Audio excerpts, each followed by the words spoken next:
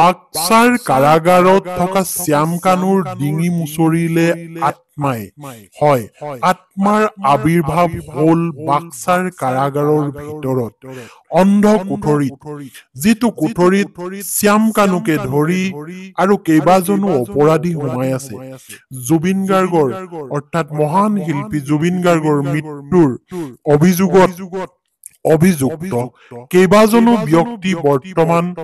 বাক্সাৰ কাৰাগাৰত এই কথাটো আপোনালোকে গম পায় কিন্তু এতিয়া এই শ্যাম কানুক ডিঙি মুচৰিছে আত্মাই এই ঘটনাটো কেনেকৈ সংঘটিত হ'ল এই সকলোখিনি কথা আপুনি গম পোৱাৰ আগত এই গোটেই কথাখিনি শুনিব লাগিব যিখিনি কথা এতিয়া মই আপোনালোকৰ আগত ক'বলৈ আগবাঢ়িছো নহলে আপুনি কথাখিনি আধৰুৱা হ'ব কেনেকৈ আত্মাই আহি শ্যাম কানুক আগুৰি ধৰি কেনেকৈ আক্ৰমণ কৰিলে কেনেকৈ নিশা 2টা বজাত বিকট চিঞৰ মাৰি শ্যাম কানুৱে চিঞৰিব লগা হ'ল যন্ত্ৰণাত ছটফটাই থাকিব লগা হ'ল এই আত্মাৰ বাবে কেনেকৈ আত্মা উপস্থিত হ'ল বাক্সাৰ কাৰাগাৰৰ অন্ধ কোঠৰীত এতিয়া এইটো শ্যাম কানুৰ বাবে এটা ডাঙৰ ৰহস্য হয় তেতিয়া ৰাতি 2টা বাজিছিল দুভাগ ৰাতি মাজ নিশা চাৰিওফালে নিতাল নিস্তব্ধ বাহিৰত একো এটা সাউণ্ড নাই শব্দ নাই সকলো ফালে নিৰ্জনতা তেনে সময়তে শ্যাম কানুৱে বহি থকা সেই কম্বলখনৰ ওপৰত বহি থাকোঁতেই অনুভৱ কৰিলে যে তেওঁ বহি থকা সন্মুখ ফাললৈ কোনোবা এটা মূৰ্তি আবিৰ্ভাৱ হৈছে কাৰোবাৰ উপস্থিতি অনুভৱ কৰিছে লগে লগে ওপৰলৈ মূৰ তুলি চাই দেখে যে অস্পষ্ট এটা পোহৰ আহিছে হয় চাদৰ পৰা এটা অস্পষ্ট পোহৰ সোমাই আহিছে আৰু সোমাই আহি তাত আবিৰ্ভাৱ হৈছে এটা মূৰ্তিটো দেখিবলৈ বগা হয় সেই মূৰ্তিটোৰ আবিৰ্ভাৱ হোৱাৰ লগে লগেই শ্যাম কানুৰ গাৰ নোম শিয়ৰি উঠিল আৰু শিয়ৰি উঠা গাৰ নোম চাই শ্যাম কানুৱে ভয়ত কঁপিবলৈ ধৰিলে আৰু লাহে লাহে এখোজ আগবাঢ়ি আহিল সেই মূৰ্তিটো সেই বগা মূৰ্তিটো আৰু সেই বগা মূৰ্তিটো আগবাঢ়ি আহিল সেই আত্মা আগবাঢ়ি আহিল আৰু বাহিৰত কুকুৰে ভুকিবলৈ আৰম্ভ কৰিলে বাহিৰত যেতিয়া কুকুৰে ভুকিছিল চাৰিওফালে সকলো ব্যক্তিয়ে হওক পশু পক্ষীয়ে হওক সকলোৱে নিতাল নিস্তব্ধ হৈ শুই আছিল সেইখিনি সময়ত কাৰণ তেতিয়া আছিল মধ্যৰাতি নিশা 2টা বাজিছিল মাজ নিশা কতো একো সাউণ্ড নাই শব্দ নাই নিৰ্জনতাৰ মাজত কাৰাগাৰখন ডুব গৈ আছিল আৰু এই ডাঙৰ কাৰাগাৰখনৰ ভিতৰত মাত্ৰ কয়েদী আছে 5জন আৰু কিছু কাম কৰা মানুহ তাতকৈ আৰু বেলেগ মানুহ তাত নাই গতিকে এই কাৰাগাৰত বৰ্তমান যিকেইজন ব্যক্তি আছে এইকেইজনেই এতিয়া অনুভৱ কৰিছে এই নিৰ্জনতা এই আত্মাৰ অনুভৱ এই আত্মাৰ উপস্থিতি এই আত্মা কাৰ হয় এই বগা মূৰ্তিটো কাৰ হয় এই বুলি ভাবি থাকোঁতে শ্যাম কানু মহন্তৰ ওচৰলৈ আৰু 2টা খোজ আগবঢ়ালে আত্মাই আৰু প্ৰশ্ন কৰিলে শ্যাম কানু তই মোক কিয় মাৰিলি আৰু শ্যাম কানুৱে ভয়ত মূৰ্ছা যাওঁ যেন হ'ল ইয়া কোন ইয়া জুবিন গাৰ্গ নেকি এনেকৈ ভাবিলে আৰু এই আত্মাই প্ৰশ্ন কৰিলে যে মোক মাৰি তহঁতৰ কি লাভ হ'ল তোৰ কি লাভ হ'ল এনেকৈ শ্যাম কানুক যেতিয়া প্ৰশ্ন কৰিলে এই আত্মাই তেতিয়া শ্যাম কানুৱে ভয়ত মূৰ্ছা যাওঁ যেন হৈ তেওঁ বহি পৰিল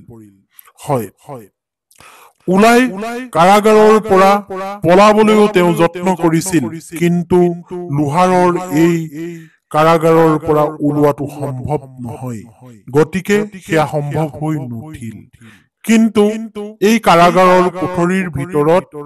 এই আত্মাই পুনৰ আৰু দুটা খোজ আগবঢ়াই দি শ্যামকানুক সুধিলে মোক মাৰি তহঁতে কি সুবিধা পালি কি লাভ হ'ল আৰু অসমৰ ৰাইজৰ কিমান ধন আত্মসাৎ কৰিলি অৰ্থাৎ চৰকাৰী ধন যিখিনি আত্মসাৎ কৰিছে সেই ধন আচলতে চৰকাৰৰ নহয় চৰকাৰক ৰাইজে দিয়া ধন গতিকে আত্মাই প্ৰশ্ন কৰিছে যে চৰকাৰী ধন অৰ্থাৎ ৰাইজৰ ধন তই কিমান আত্মসাৎ কৰিলি এনেকৈ প্ৰশ্ন সুধিল আৰু শ্যামকানুৱে মূৰত হাত দুখন দি তলত বহি পৰিল আঁঠুকাঢ়ি আৰু শ্যামকানুৱে যেন মূৰ্ছা যাওঁ অৱস্থা হ'ল তেতিয়াও শ্যামকানুৱে একো সঠিক উত্তৰ দিব নোৱাৰিলে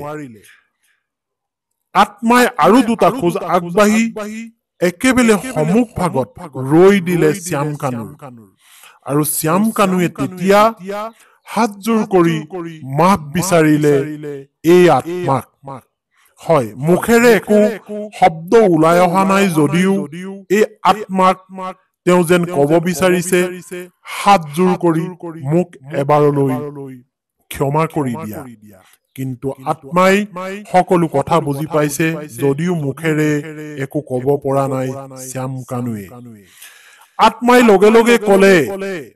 তহঁতি শাস্তি পাবৰ যোগ্য আৰু তই ৰাইজক যিমান ঠগিলি শিল্পীক যিমান ঠগিলি এই ঠগাৰ প্ৰায়শ্চিত্ত তই পাবই লাগিব এই বন্ধ অন্ধ কোঠৰীত দিন পাৰ কৰিবই লাগিব এনেকৈ আত্মাই ক'লে আৰু শ্যামকানুৱে ভয়ত এই কথাখিনি শুনি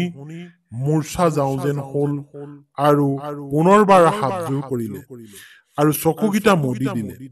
চকুকেইটা মুদি দিয়াৰ লগে লগে শ্যামকানুৱে অনুভৱ কৰিলে যেন শ্যামকানুৱে আঁঠুকাঢ়ি হাতজোৰ কৰি থকাৰ পিঠিৰ পিছফালে এই আত্মা আহিছে এই মূৰ্তিটো পিঠিৰ পিছফাললৈ আহিছে আৰু আহি যেন পিঠিত স্পৰ্শ কৰিছে আৰু তেওঁ চেঁচা অনুভৱ কৰিছে আৰু ডিঙিত মুচৰি ধৰি জোৰকৈ আঘাত হানিছে আৰু তেনে সময়তে শ্যামকানুৱে ধৈৰ্য সীমা হেৰাই আচলতে তেওঁ অচেতন হৈ পৰিল শ্যামকানু অচেতন হোৱাৰ পিছত যেতিয়া সাৰ পাইছে তেতিয়া চকু মেলি দেখিছে অন্ধ কোঠৰীত কোনো নাই সেই আত্মাৰূপী মূৰ্তিটোও নাই যিটো মূৰ্তিয়ে প্ৰশ্ন সুধি গৈছিল ইটোৰ পিছত সিটো কিন্তু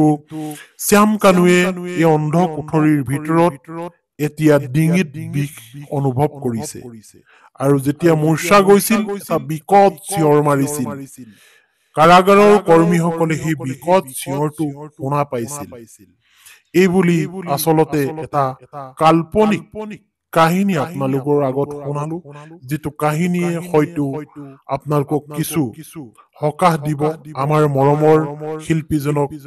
ন্যায় দিব বুলি আপোনালোকে হয়তো মনৰ ভিতৰত সন্তুষ্টি লাভ কৰিব ধন্যবাদ